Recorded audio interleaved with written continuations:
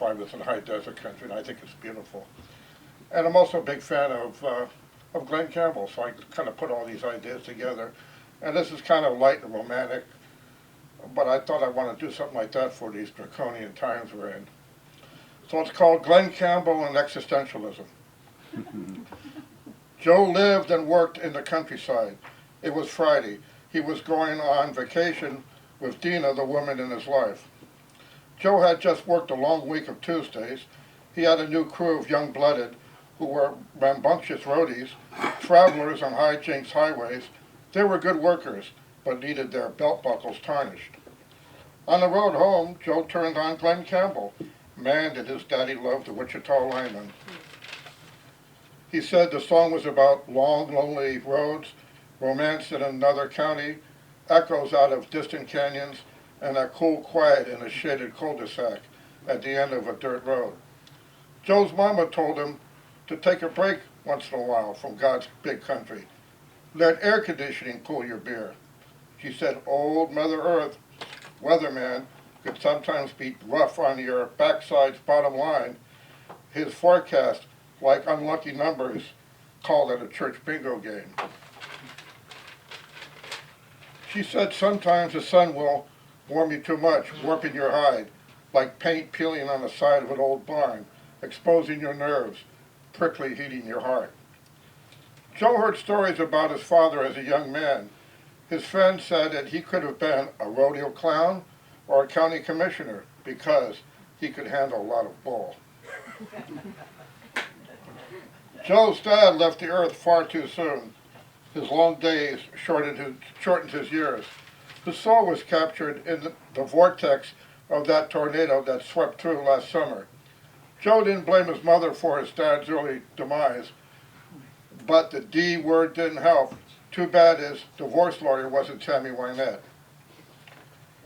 Joe lived in the city while at college. He thought about the irony of that philosophy class. If Sisyphus was working in the country, Camus would have given him a front loader to get that stone up the hill. Joe knew that a storm was coming out of some indigenous valley, ricocheting off the mountains. His foot was encouraging his truck to get home soon.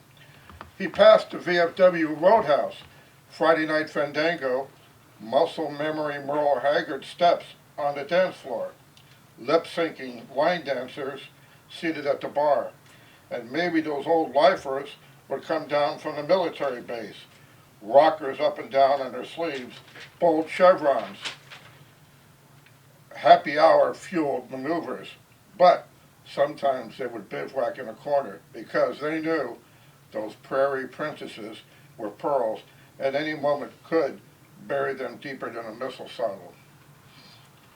That storm descended with its music, the Goodyear's rumble on the asphalt, the banshee whine of the four-wheel drive, the tingling of the rain on the windshield, the metronome wipers, the crescendo of the wind roaring through a half-open window, his private symphony.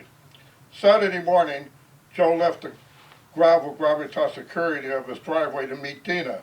He must have loved her since they were children when they created adventures, sharing Crayolas, together growing into their boots. Today he admired her curves under her Carhartt, her angles into the wind, how her Annie Oakley eyes had a caliber for her soul. On Saturday nights, Dina would free her hair from her Stetson. It would cascade down, curtains on the stage of her womanhood. Her hands, free from the rough, gloved wrench of the week, were marble and silk. Her caresses, a sermon from a priestess on Sunday morning. They would use Dina's truck for their journey.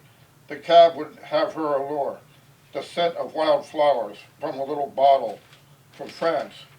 They wouldn't need that little Christmas tree. Their boots would be clean. Joe studied how Dina's hands draped over the steering wheel, guiding that F-150 like a cutting horse. He had faith in her nuances. He brought the big box of 64 Crayolas for their vacation. They would use 3 crayons at the first stoplight, then use the other 61 to peel paper, wax, and hue their holiday. Joe could feel it. There would be a sundown one day, out at a road junction, when the heavens had draped the horizon with colors bold, soft, elusive. Dina and he would look at each other, smile into their future, and take that highway with new road markers and old names where they would GPS with the Wichita linemen. Oh, yeah. Thank you.